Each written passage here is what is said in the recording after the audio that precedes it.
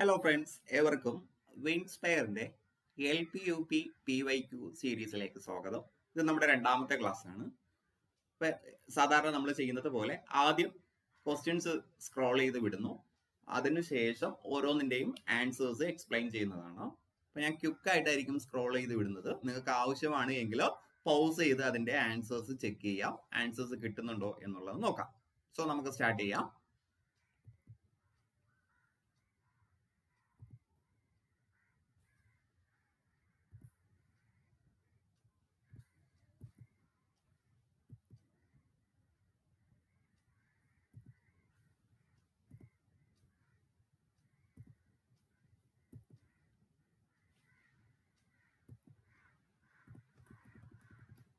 So 10 ചോദ്യങ്ങളാണ് English പെഡഗോജിയുടെ ഭാഗത്തുനിന്ന് കൊണ്ടുവന്നിട്ടുള്ളത്. ഇപ്പോൾ 2022 ഇംഗ്ലീഷ് പെഡഗോജിയിൽ നിന്നും സെപ്പറേറ്റ് ആയിട്ടുള്ള ചോദ്യങ്ങൾ LPUP ഉൾപ്പെടുത്തി തുടങ്ങിയിട്ടുള്ളത്. സോ നമുക്ക് കുറച്ച് ചോദ്യങ്ങൾ മാത്രമാണ് PYQവിൽ നിന്നും ഈ ഒരു ഏരിയയിൽ അവൈലബിൾ ആയിട്ടുള്ളത്. അതിൽ ഏകദേശം ഭാഗങ്ങൾ നമ്മൾ ഇന്നത്തെ ക്ലാസ്സിൽ ഡിസ്കസ് ചെയ്യാണ്. ബാക്കിയുള്ളത് നമുക്ക് സമയമുണ്ട് എങ്കിൽ മറ്റു ക്ലാസ്സിൽ നമുക്ക് ചർച്ച ചെയ്യാം. ഒന്നാമത്തെ ചോദ്യം, skimming in reading is. Skimming എന്ന് പറയുന്നത് റീഡിങ്ങിന്റെ സബ് സ്കില്ലിൽ പെട്ടതാണ്. ഇപ്പൊ പെഡഗോജിയുടെ നമ്മുടെ രണ്ടാമത്തെ മൊഡ്യൂളാണെന്ന് തോന്നുന്നു, ലാംഗ്വേജ് സ്കില്ലുമായിട്ട് ബന്ധപ്പെട്ടതാണ്. അപ്പൊ അതിൽ ഓരോ LSRW, listening, speaking, reading, writing എന്നിവയുടെ എല്ലാം സബ് സ്കില്ല് പഠിക്കാൻ വരുന്നുണ്ടോ. അപ്പൊ അതിൽപ്പെട്ട ഒരു ചോദ്യമാണ് സ്കിമ്മിങ് എന്നത് ഏത് തരത്തിലുള്ള വായനയാണ്. നമുക്കറിയാം, ഒരു മൊത്തത്തിലൊരു ഐഡിയ കിട്ടുന്നതിന് വേണ്ടി നമ്മൾ പെട്ടെന്ന് വായിച്ചു പോകുന്നതിനാണ് സ്കിമ്മിങ് എന്ന് പറയുന്നത്. So option D is our answer. Going through the text quickly to get an overall idea. മൊത്തത്തിലുള്ള ഐഡിയ കിട്ടുന്നതിന് വേണ്ടി വളരെ വേഗത്തിൽ ഒരു ടെക്സ്റ്റ് വായിച്ചു പോവുക.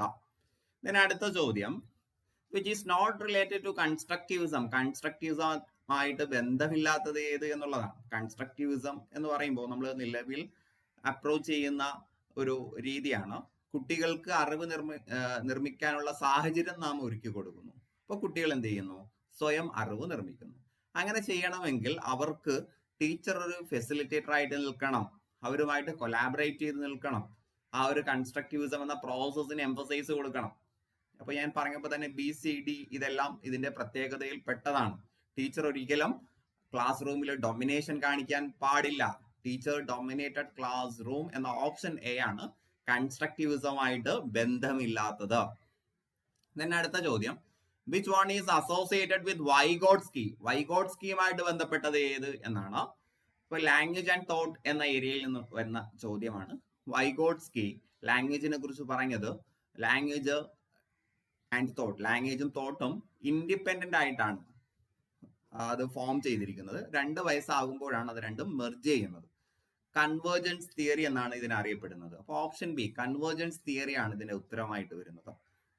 ഇതിൽ option A, universal grammar theory, Noam Chomsky പറഞ്ഞതാണ്. ടാബുല ആൻഡ് റെസ എന്ന് പറയുന്നത് ജോൺ ലോക്ക് പറഞ്ഞതാണ്, ഫിലോസഫി ആയിട്ട് ബന്ധപ്പെട്ട ഒരു തിയറിയാണ്. സ്റ്റിമുലസ് റെസ്പോൺസ് തിയറി എന്ന് പറയുന്നത് അത് നമ്മുടെ കണ്ടീഷനിങ്ങുമായിട്ട്, ബിഹേവിയറിസുമായിട്ട് ബന്ധപ്പെട്ടതാണ്. Then which of the following object is most desired in language classrooms? Language class റൂമിൽ ഏറ്റവും ഡിസൈറബിൾ ആയിട്ടുള്ളത്.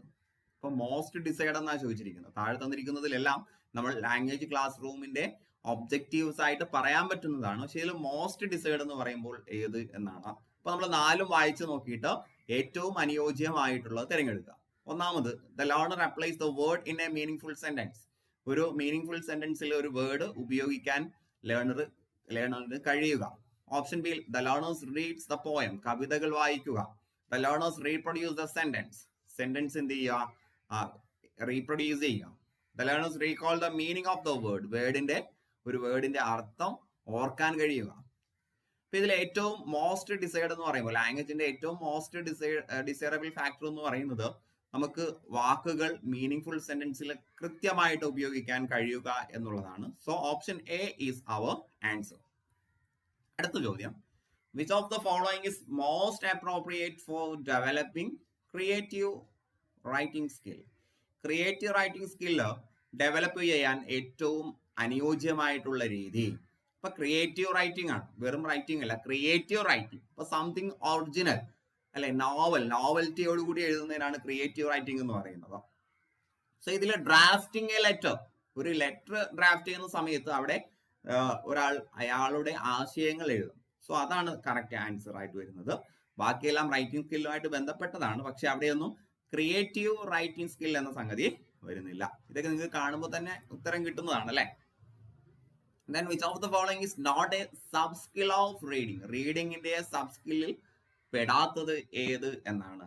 ഇപ്പൊ കോംപ്രിഹെൻഷൻ എന്ന് പറഞ്ഞാൽ ഒരു പദം വായിച്ചിട്ടോ അതിൽ നിന്നും ആശയം മനസ്സിലാക്കുക, സംഗ്രഹിച്ചെടുക്കുക, അപ്പൊ റീഡിങ്ങിൽ പെട്ടതാണ്. ഫ്ലുവന്റ് ആയിട്ട് വായിക്കാൻ കഴിയുക, അതും പെട്ടതാണ് അല്ലെ.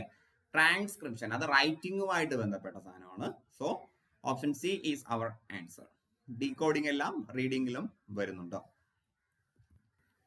Then an example of intrinsic motivation would be, intrinsic motivationന്റെ ഉദാഹരണം. intrinsic motivation എന്ന് പറയുമ്പോൾ ഒരാൾ അയാളുടെ സ്വന്തം താല്പര്യത്തോടു കൂടി കാര്യങ്ങൾ ചെയ്യുകയാണ്. അതിനാണ് intrinsic motivation എന്ന് വളരെ സിമ്പിൾ ആയിട്ട് നമുക്ക് പറയാൻ കഴിയുന്നത്. അപ്പോൾ ഓപ്ഷൻ എ തന്നെ നമുക്ക് അത് കൃത്യമാണ്, കറക്റ്റ് ആണെന്ന് പറയാം. Playing cricket because you love it, നമ്മൾ ഇഷ്ടപ്പെട്ടതുകൊണ്ട് ക്രിക്കറ്റ് കളിക്കുക, അപ്പോൾ നമ്മുടെ സ്വന്തം താല്പര്യം കാരണം ചെയ്യുന്നു, അത് intrinsic motivation ആണ്. Going to work for money, കാശ് കിട്ടുന്നതിന് വേണ്ടി ജോലിക്ക് പോവുക, അപ്പൊ അവിടെ കാശ് കിട്ടുക എന്ന് പറയുമ്പോൾ എക്സ്ട്രിൻസിക് ആയി പുറമേ നിന്ന് കിട്ടുന്ന മോട്ടിവേഷൻ ആണ്. Helping others hoping for praise, നമ്മളെ മറ്റുള്ളവർ സ്തുതിക്കും പുകഴ്ത്തി പറയുമെന്ന് പ്രതീക്ഷിച്ചുകൊണ്ട് സഹായിക്കുക, അപ്പോൾ ആ പ്രൈസ് എന്ന് പറയുന്നത് എക്സ്ട്രിൻസിക് ആണ്. Going on a trip because you were asked to, നിങ്ങളോട് നിർദ്ദേശിച്ച പ്രകാരം നിങ്ങൾ ട്രിപ്പ് പോകുന്നു, അപ്പൊ അവിടെ നിർദ്ദേശം, അതും എക്സ്ട്രിൻസിക് ആണ്. അപ്പൊ ഒന്നാമത്തത് മാത്രമാണ് ഇൻട്രിൻസിക് ആയിട്ട് വരുന്നത്. പിന്നെ അടുത്ത ചോദ്യം, language test that access a person's practical language skills and language competency, ഒരാളുടെ പ്രാക്ടിക്കൽ ലാംഗ്വേജ് സ്കില്ല്, കോമ്പറ്റൻസി, ഇതിനെയൊക്കെ ടെസ്റ്റ് ചെയ്യുന്നത്. അപ്പൊ കോമ്പറ്റൻസി എന്ന് പറഞ്ഞാൽ പ്രൊഫിഷ്യൻസിയുടെ മറ്റൊരു പേരാണ്.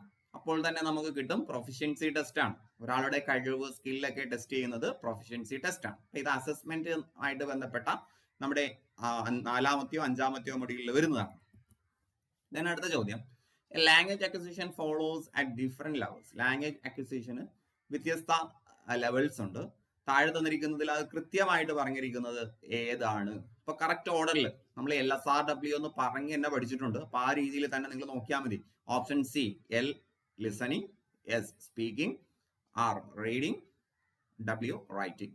ആദ്യം ഒരാൾ കേൾക്കുന്നു, പിന്നെ സംസാരിക്കുന്നു, അയാൾ വായിക്കുന്നു, പിന്നെ എഴുതുന്നു. അതാണ് ഇതിന്റെ ഒരു ക്രമം എന്ന് പറയുന്നത്. അടുത്ത ചോദ്യം, language structured at different levels. Language വിവിധ ലെവലിലായിട്ടാണ് സ്ട്രക്ചേർഡ് ചെയ്തിരിക്കുന്നത്.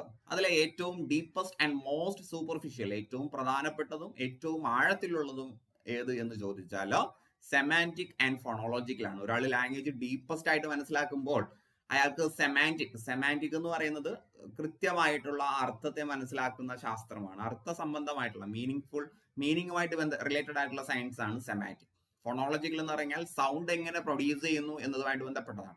ഇപ്പോൾ ഒരു ലാംഗ്വേജിന്റെ മീനിങ്ങിനെ കുറിച്ചും അതിന്റെ സൗണ്ട് പ്രൊഡ്യൂസ് ചെയ്യുന്നതിനെ കുറിച്ചും പഠിക്കലാണ് ഏറ്റവും ഡീപ്പസ്റ്റ് എന്ന് പറയുന്നത്. So option C is our answer. അപ്പൊ നമ്മൾ 10 ചോദ്യങ്ങൾ ഇംഗ്ലീഷ് പെഡഗോജിയുമായിട്ട് ബന്ധപ്പെട്ട 10 ചോദ്യങ്ങൾ നമ്മൾ ഡിസ്കസ് ചെയ്തു. ഇനിയും വരുന്ന ക്ലാസ്സുകളിൽ സൈക്കോളജി, ഇംഗ്ലീഷ് പെഡഗോജി, മലയാള ബോധന ശാസ്ത്രവുമായി ബന്ധപ്പെട്ട നിരവധി മുൻവർഷ ചോദ്യങ്ങൾ നമുക്ക് ചർച്ച ചെയ്യാം. സോ നന്നായിട്ട് പഠിക്കുക. നിങ്ങളുടെ സ്വപ്ന ജോലിയിലേക്ക് എത്രയും പെട്ടെന്ന് എത്തിപ്പെടാൻ കഴിയട്ടെ എന്ന് ആശംസിച്ചുകൊണ്ട് ഞാൻ നിർത്തുന്നു. Thank you.